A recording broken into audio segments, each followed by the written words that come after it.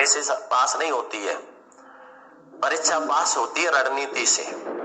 जिसके पास में रणनीति होती है उसी का सिलेक्शन होता है। पढ़ती तो दुनिया है, कौन नहीं पढ़ रहा? क्या आप सब नहीं पढ़ रहे? क्या लाखों और नहीं पढ़ रहे? लाखों फॉर्म भरे जाएंगे, कम से कम 10 लाख से ऊपर। क्या 10 लाख नहीं पढ़ते तो 5 लाख तो पढ़ते हैं, और 5 लाखों का सिलेक्शन होता है। अधिकांशतः सिलेक्शन उनका होता है जो रणनीति से पढ़ते हैं, जो स्मार्ट तरीके से पढ़ते हैं। और जो 18-18, 20-20 घंटे पढ़ते हैं, कभी उनका सिलेक्शन नहीं होता है। वो सिर्फ 18-20 घंटे पढ़ते ही रह जाते हैं। और ये बात मैं कह रहा हूं, ये बात आप भी बताओ, क्या आपके बीच में ऐसे मित्र नहीं है क्या जो रात और दिन पढ़ते हैं और उनका आज तक सिलेक्शन नहीं हुआ? और ऐसे नहीं है क्या जो दिन भर मस्ती करते हैं और उनका सिलेक्शन हो गया? रात में थोड़े पढ़ते, वो पढ़ते हैं स्मार्ट तरीके से, कम पढ़ते हैं लेकिन स्मार्ट तरीके से। बहुत से क्या करते हैं, और ये वजह आप अच्छे से जानते हो, जिस एग्जाम में नेगेटिव मार्किंग नहीं होती उसमें समय कम मिलता है, नहीं मिलता? जिसमें नेगेटिव मार्किंग होती है उसमें समय कम से कम 1.5 घंटा, 1 घंटा कम से कम एक्स्ट्रा मिलता है, कम से कम 1 घंटा। क्या सोचा है आपने कभी ऐसा क्यों होता है? क्योंकि पेपर में आपकी परीक्षा ज्ञान की नहीं होती, धैर्य की होती है। किसकी परीक्षा होती है? धैर्य की। ऐसे कौन कौन बैठे हैं यहाँ पे जिन्होंने फर्स्ट ग्रेड या सेकंड ग्रेड का एग्जाम दे रखा है? अब सुनो ध्यान से, जिन्होंने फर्स्ट ग्रेड सेकंड ग्रेड का एग्जाम दे रखा है वो सुनना, और अगर मैं सही कह रहा हूं तो हाथ खड़ा करके बताना। यदि आपने अपने पेपर में नेगेटिव मार्किंग नहीं करी होती तो आज यहां बैठना पड़ता।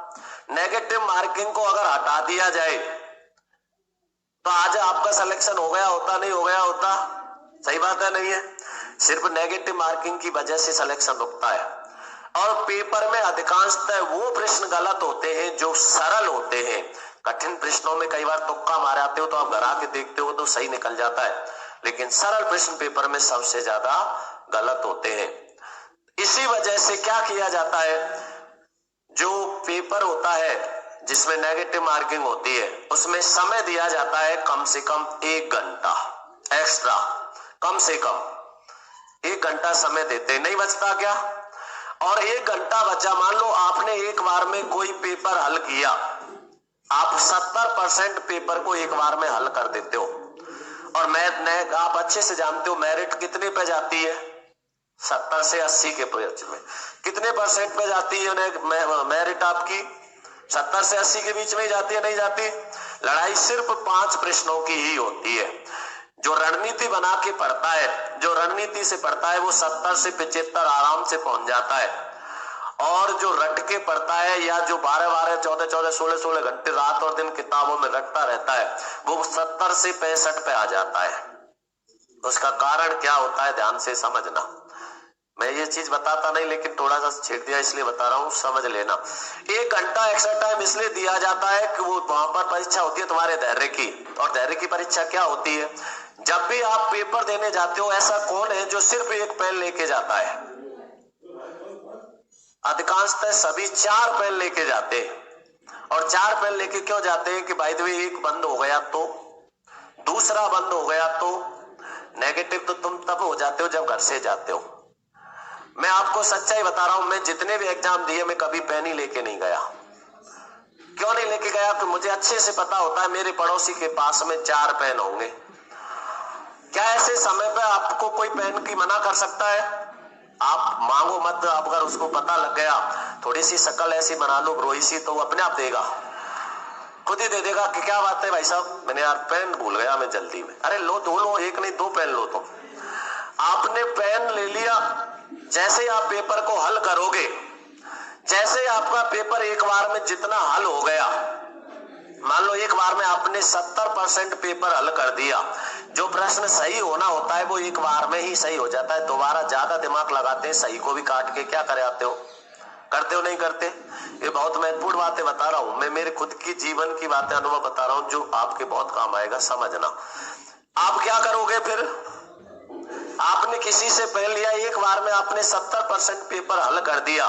70% पेपर हल करने के बाद में तुम्हारे पास में समय बचता है क्या? 1 घंटा कम से कम। उनकी बता रहा हूं पहले जो नेगेटिव मार्किंग वाले होते हैं। 1 घंटा समय बचा तो आप 1 घंटे में ऐसा करते हो कि पेपर को बंद कर दिया, ओएमआर शीट बंद करके और पेन बंद करके रख दिया और शांति से बैठे हो। क्या करोगे? पेपर को दोबारा पढ़ोगे, और दोबारा पढ़ोगे तो आप क्या करोगे? दोबारा पढ़ रहे हो उस पेपर को 10 से 15 मिनट में पूरा पढ़ लोगे। 10 से 15 मिनट में, लास्ट 20 मिनट में पूरा पेपर पढ़ जाएगा और 10 प्रश्न और जोड़ लोगे आप। 70 से कितने कर दिए? 80। फिर समय कितना बचा? कम से कम 40 मिनट। फिर पेपर को पूरे को दोबारा पढ़ोगे, 10 और जोड़ दिए, कितने कर दिए? 100 में से 90। फिर भी समय बचता है तो बहुत से मानव तो जो कहते हैं 10 को क्यों छोड़े, कर दो पूरे 100। करने सिर्फ कितने चाहिए थे उसको? प्लस सिर्फ 5, और कितने कर दिए? प्लस 30। अब इस 30 की नेगेटिव मार्किंग कितनी होगी? 10। 70 से कहां आ गया वो? सिलेक्शन हो गया क्या? अब सुनना विशेष ध्यान से। यदि 70 किए उसने, 5 प्रश्नों की उनकी रिस्क ले लेता, 5 नहीं 10 की रिस्क ले लेता। कौन से? जिनके 2 तो पक्के पता है कि ये हो सकते हैं या 2 नहीं हो सकते। ऐसे प्रश्न नहीं निकलते क्या 10-12, जिनका हमें ये तो पक्का पता हो जाता है कि ये 2 तो नहीं होंगे लेकिन ये 2 हो सकते हैं। उन 2 में से रिस्क ले रहे हो तो आप 10 प्रश्नों की रिस्क ले सकते हो, और 10 प्रश्नों में से 2 का पता है, सिर्फ कम से कम 5 सही निकलेंगे। 5 गलत निकले तो 5 की नेगेटिव मार्किंग कितनी होगी? 1.66। फिर भी आप कितने प्लस में हो? 3.33 हो या नहीं हो? इस प्रकार सिलेक्शन के लिए रणनीति बनानी पड़ती है, और तुम क्या कर देते हो? आगे बढ़ते जाते हो। अब सुनो, जिसमें नेगेटिव मार्किंग नहीं होती, जिसमें नेगेटिव मार्किंग नहीं होती उसमें समय नहीं दिया जाता। बचता है क्या समय? प्रश्न ही हल नहीं हो पाते पूरे। क्यों नहीं दिया जाता? क्योंकि अगर नेगेटिव मार्किंग नहीं है तो बहुत ही आराम से पढ़ो और आप पूरे के पूरे प्रश्नों को सही करके आ सकते हो, क्योंकि नेगेटिव मार्किंग नहीं है। क्योंकि नेगेटिव मार्किंग ही तो सिलेक्शन से रोकती है। तो आप क्या करोगे? जल्दबाजी करोगे। और जल्दबाजी कैसे करोगे? पार्ट आते हैं कई। पिछली बार जब टेट वेट हुए थे तो आप देखते हो बताने 28 तरह के पेपर आते थे, यही नहीं पता चलता था कि किसकी हिंदी किसमें कराए। होता नहीं होता? तो अब आप क्या करते हो? जल्दबाजी करते हो, और जल्दबाजी में क्या होता है? लिख रहा है पीछे नहीं है और आप नहीं तक पहुंचे ही नहीं, है का ही उत्तर दे दिया। वहां पूछ रहा है नहीं और आप क्या करते हो? है से दे आए। प्रश्न क्या हो गया? गलत। इस वजह से वहां परीक्षा आपके ज्ञान की नहीं, किसकी हो रही है? धैर्य की, कि तुम्हारे अंदर धैर्य कितना है। जिसके अंदर जितना ज्यादा धैर्य होता है उसका सिलेक्शन उतनी आसानी से होता है। इस वजह से ज्यादा पढ़ने वाले का सिलेक्शन नहीं हो पाता, कम और रणनीति बनाकर धैर्य से पढ़ने वाले का सिलेक्शन हो जाता है। इसलिए सिर्फ पढ़ाई से ही नहीं होता, रणनीति भी बननी होनी चाहिए। मैंने अधिकांश लड़कों से लड़कियों से सुना है कि सर साइकोलॉजी याद होती नहीं है, सबसे सरल विषय है, और आप उसकी कह रहे हो याद नहीं होती। सबसे सरल विषय ही साइकोलॉजी है, जो याद करने की जरूरत ही नहीं पड़ती, उसको जीना पड़ता है, अनुभव लेना पड़ता है उसका।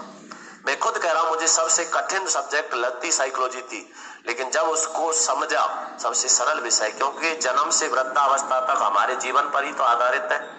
लोग कहते हैं परिभाषा रटते, याद ही नहीं होती। रटनी नहीं है, रचनाकार है जो परिभाषा का लेखक है उसका ध्यान रखो, और कोई हर परिभाषा में, हर लेखक की परिभाषा में कोई एक महत्वपूर्ण शब्द नहीं होता, उस शब्द को रखो याद और लेखक को याद रखो, परिभाषा याद ही नहीं करनी।